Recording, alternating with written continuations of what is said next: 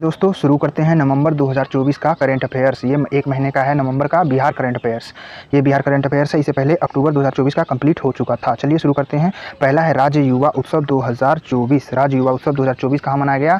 ये पटना में न होकर लखीसराय में हुआ है। बिहार के जिला लखीसराय में हुआ। ये 30 नवंबर से 2 दिसंबर तक हुआ है, जिसका उद्घाटन विजय कुमार सिन्हा ने किया है। ये डिप्टी सीएम है बिहार के। उप मुख्यमंत्री ने किसका उद्घाटन किया? तो राज्य युवा उत्सव का। कहाँ हुआ? लखीसराय में। पिछला बार कब हुआ था? 2023 में। ये छपरा में हुआ था। राज्य युवा उत्सव पिछला बार छपरा में हुआ था। नेक्स्ट है केंद्र गृह मंत्रालय की रैंकिंग 2024 में पटना का राजीव नगर थाना देश भर का 7वां सर्वश्रेष्ठ थाना बना है।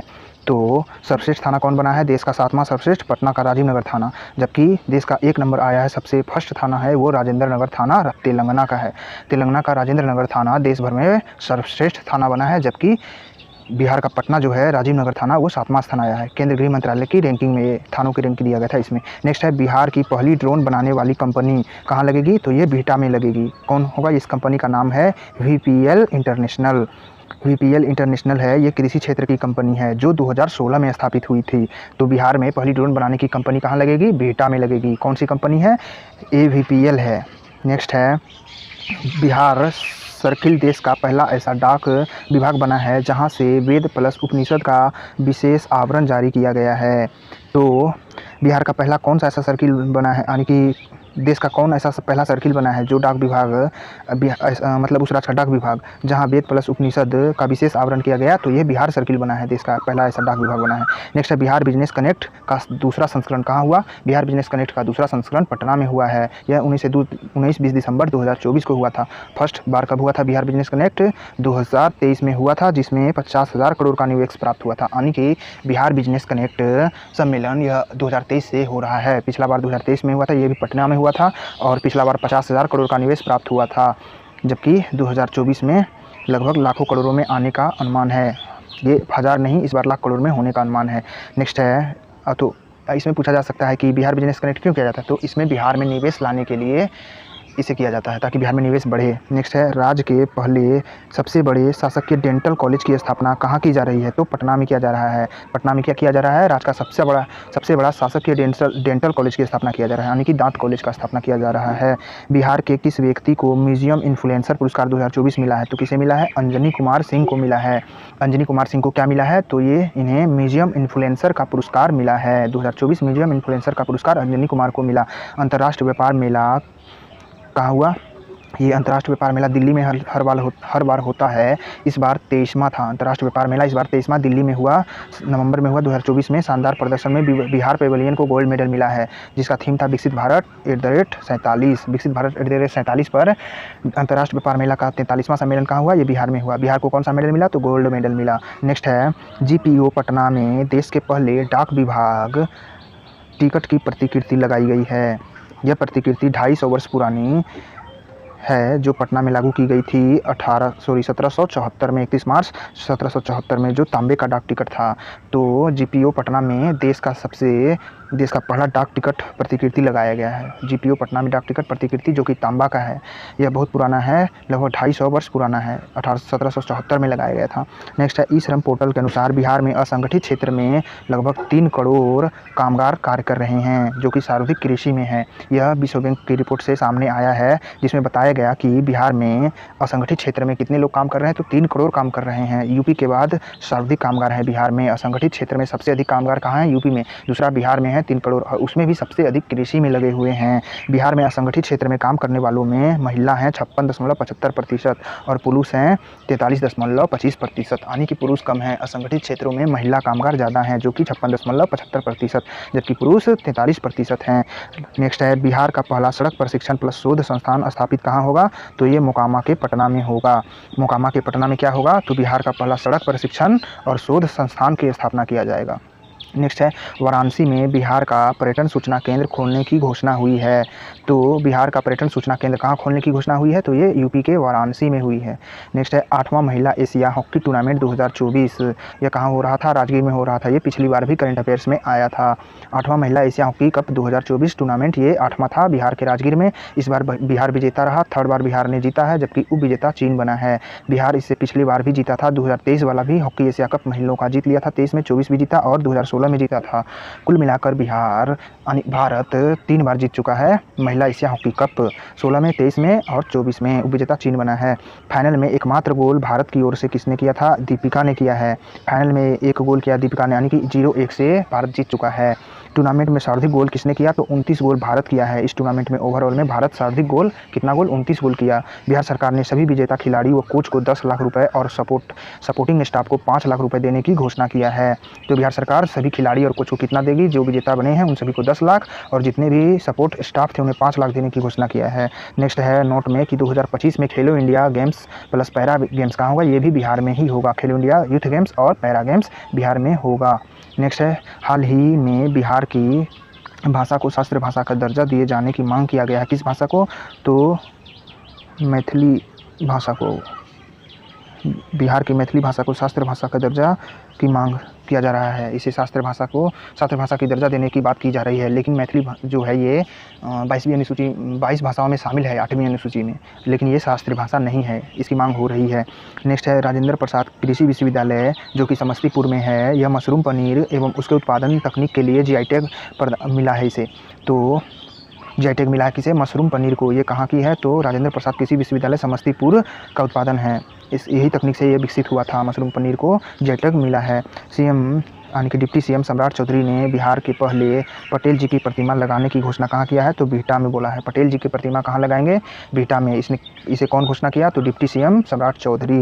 नेक्स्ट है बिहार सरकार द्वारा मार्च 2026 तक उत्तर कोयल जलाशय परियोजना पूरा कर लिया जाएगा, यह घोषणा किया गया है। तो उत्तर कोयल जलाशय योजना को कब तक पूरा किया जाएगा? मार्च 2026 तक बिहार सरकार घोषणा कर दिया गया है। और यह उत्तर कोयल जलाशय योजना कहाँ है? इससे कौन लाभ होंगे? तो गया और औरंगाबाद इससे ज़्यादा लाभ होगा। गया और औरंगाबाद को ज़्यादा लाभ होंगे।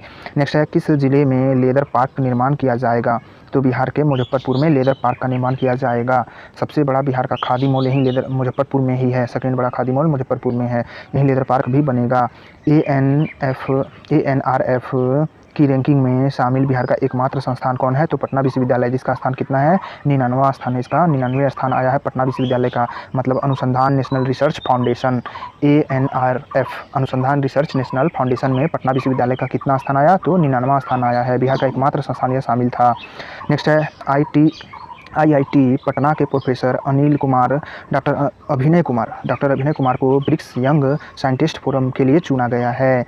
यह कहाँ आयोजन हुआ था? रूस में आयोजन। ब्रिक्स जो इस बार 16वां सेमिनार रूस में हुआ था, वहीं पर बिहार के डॉक्टर अभिनय कुमार को क्या चुना गया है? तो यो ब्रिक्स यंग साइंटिस्ट फोरम में चुना गया है। ब्रिक्स यंग साइंटिस्ट फोरम में किसे चुना गया है? अभिनव कुमार को। ये कहाँ के हैं? तो पटना के हैं, प्रोफेसर हैं, IIT पटना के प्रोफेसर हैं। भारत के 12 वैज्ञानिकों का चयन हुआ था, जिसमें से अभिनव कुमार पटना के प्रोफेसर थे। IIT पटना के 12 वैज्ञानिकों का चयन इसमें हुआ था ब्रिक्स यंग साइंटिस्ट फोरम में। नेक्स्ट है वैभव सूर्यवंशी IPL में खेलने वाले सबसे कम उम्र के खिलाड़ी बन गए हैं। कितना? 13 से 14 वर्ष है। मात्र इनका उम्र 13 वर्ष कुछ महीना है। तो सबसे कम उम्र के वैभव सूर्यवंशी हुए, बिहार के समस्तीपुर के हैं। और इन्हें कौन खरीदा था?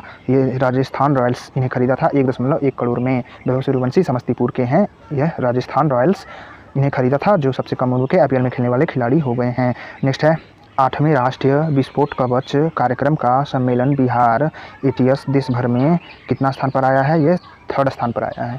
तो 8वें राष्ट्रीय विस्फोट कवच कार्यक्रम में बिहार ATS को कितना स्थान मिला है? तो यह 3रा स्थान मिला है। नेक्स्ट है IIT खड़गपुर के फैकल्टी डेवलपमेंट प्रोग्राम के तहत research and methods in health promotion course पूरा करने वाले देश के पहले फिजियोथेरेपिस्ट कौन बन गए हैं? तो डॉक्टर रत्नेश चौधरी बन गए हैं। तो डॉक्टर रत्नेश चौधरी ये क्या बने हैं? तो ये IIT खड़गपुर के फैकल्टी डेवलपमेंट प्रोग्राम के तहत research and methods in health promotion course को पूरा करने वाले देश के पहले फिजियोथेरेपिस्ट बन गए हैं। यानी कि IIT खड़गपुर के फैकल्टी डेवलपमेंट प्रोग्राम के तहत research methods in health promotion course को पूरा करने वाले देश के पहले फिजियोथेरेपिस्ट बन गए डॉक्टर रत्नेश चौधरी। नेक्स्ट है बिरसा मुंडा की 150वीं जयंती पर मुख्य कार्यक्रम कहाँ आयोजन किया गया? तो यह जमुई में किया गया, जमुई के बललोर गांव में किया गया। यहीं पर प्रधानमंत्री मोदी ने 6600 करोड़ की परियोजनाओं का उद्घाटन भी किया था जमुई में। तो पूछा जाएगा बिरसा मुंडा की 150वीं जयंती बिहार में कहाँ मनाई गई? तो जमुई में मनाया गया था, बल्लोर गाँव में मनाया गया था, आयोजन किया गया था। यहाँ मुख्य कार्यक्रम आयोजन किया गया था बल्लोर गाँव में, जहाँ पर 150 रुपये का चांदी का टिकट भी जारी किया गया और दिल्ली के सराय काले चौक का नाम बिरसा चौक भी कर दिया गया। तो इसी उपलक्ष्य में बिरसा मुंडा की 150वीं उपलक्ष्य में सराय काले चौक जो दिल्ली का है, इसका नाम बिरसा मुंडा चौक कर दिया गया और 150 रुपये का चांदी का टिकट जारी किया गया था, जो कि जमुई के बल्लौर गाँव में आयोजन हुआ था बिरसा मुंडा की 150वीं जयंती के कार्यक्रम पर। नेक्स्ट है सीएम गृह स्थल क्रय सहायता योजना 2024। सीएम गृह स्थल क्रय सहायता योजना 2024 ये क्या है? तो यह बिहार सरकार द्वारा शुरू किया गया है। ज़मीन खरीदने के लिए 1 लाख रुपया का अनुदान दिया जाएगा भूमिहीनों को, यानी जिनके पास भूमि नहीं है उन्हें 1 लाख रुपया दिया जाएगा ताकि वे न्यूनतम 3 डिसमिल ज़मीन खरीद सकें। 3 डिसमिल ज़मीन खरीदने के लिए 1 लाख रुपया किस योजना के तहत? सीएम गृह स्थल क्रय सहायता योजना के तहत दिया जाएगा। बिहार के नेक्स्ट है बिहार के सामाजिक उद्यमी शरद विवेक सागर की जीवन यात्रा को हार्वर्ड विश्वविद्यालय कार्यक्रम में शामिल किया गया है। तो पूछा जाएगा हार्वर्ड विश्वविद्यालय के पाठ्यक्रम में किसकी जीवन यात्रा को शामिल किया गया है? तो शरद विवेक सागर को। शरद विवेक सागर बिहार के सामाजिक उद्यमी हैं, मतलब ये ऐसे उद्यमी हैं इनकी जो नॉलेज थी, ये कैसे ग्रोथ करते हैं बिजनेस को, इनकी जीवन यात्रा को हार्वर्ड विश्वविद्यालय के पाठ्यक्रम में शामिल कर लिया गया है। नेक्स्ट है तकनीक दक्षता हासिल करने वाला देश का पहला विभाग बिहार का पहला विभाग बन गया है, साथ ही देश का पहला विभाग बन गया है। बिहार जल संसाधन विभाग बन गया है। तकनीकी दक्षता हासिल करने वाला देश का पहला विभाग बिहार का जल संसाधन विभाग बन गया है। नेक्स्ट है चमड़ा उद्योग में रोजगार देने के मामले में बिहार देश भर में कितना स्थान पर है? तो 3rd स्थान पर है, यानी कि चमड़ा उद्योगों में रोजगार देने वाला बिहार देश भर में कितना स्थान पर आया है? ये 3rd स्थान पर आया है। प्रथम स्थान पर उत्तर प्रदेश है, दूसरा पर महाराष्ट्र है, तीसरा पर बिहार है। वो भी बिहार में पटना प्रथम स्थान पर है और सबसे अंतिम स्थान पर शिवहर है। बिहार में चमड़ा उद्योग में रोजगार देने में बिहार 3rd स्थान पर, जिसमें पटना प्रथम और शिवहर सबसे अंतिम। और ओवरऑल भारत में यूपी सबसे अधिक देता है चमड़ा उद्योग में रोजगार, दूसरा महाराष्ट्र देता है। अब्दुल कलाम आज़ाद पार्क का उद्घाटन सीएम नीतीश कुमार द्वारा कहाँ किया गया? 11 नवंबर की जयंती 11 नवंबर को किया गया। अब्दुल कलाम आज़ाद की जयंती पर अब्दुल कलाम आज़ाद पार्क का उद्घाटन सीएम नीतीश कुमार द्वारा किया गया 11 नवंबर को उनकी जयंती पर। नेक्स्ट है बाल फिल्म महोत्सव 2024। बिहार में बाल फिल्म महोत्सव 2024 कहाँ किया गया? लखीसराय में किया गया। ये 14 से 16 नवंबर 2024 को किया गया। इसका थीम था निपुण भारत प्लस बेटी बचाओ बेटी पढ़ाओ।